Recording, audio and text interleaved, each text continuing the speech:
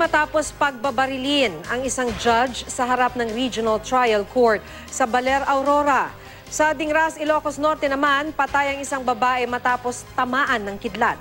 Yan at iba pang balita sa Luzon, hatid ni Michael Season.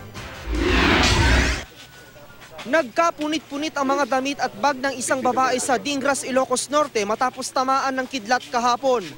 Ayon sa anak ng biktima, tumatawid sila sa ilog pasado alas 5 ng hapon nang biglang bumuhos ang malakas na ulan na may pagkidlat.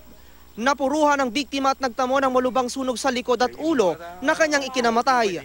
Tinamaan din ang anak ng biktima pero nawalan lang siya ng malay. Nasa maayos siyang kalagayan ngayon. Nadaraanan na ang Sabangan Detour Bridge sa Bontoc, Baguio Road sa Mountain Province. Ilang araw ding isinara ang tulay dahil sa epekto ng nagdaang bagyong Ineng. Itinayo ang Sabangan Detour Bridge matapos gibain ang Sabangan Bridge para sa konstruksyon ng bakal na tulay. Sa ngayon, light vehicles lang muna ang pinapadaan sa tulay. Pinadadaanan na rin ito sa mga bus at truck na hindi lalampas sa 5 tonelada ang bigat. Naiuwi na sa Bulacan ang labi ng isa sa 6 na mountaineer na namatay matapos matangay ng flash flood sa Mount Kawayan sa Tarlac. Nakaburol na ngayon sa kanilang bahay sa Barangay Duhat sa bayan ng Bukawi si Jomari San Diego, 22 anyos. Nitong Lunes na-recover ang kanyang labi.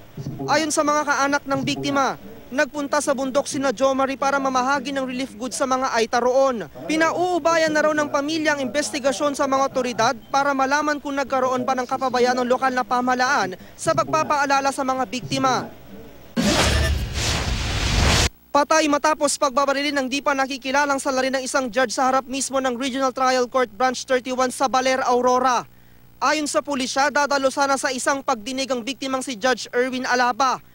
Pero pagdating niya sa tapat ng RTC, pinagbabaril na siya sa loob ng kanyang sasakyan. Dead on arrival na siya sa ospital, habang nadaplisan naman ng bala ang kanyang asawa. Ayon sa mga saksi, singkit ang mata, maputi at may katamtamang katawan ang sospek na nakasombrerong asul.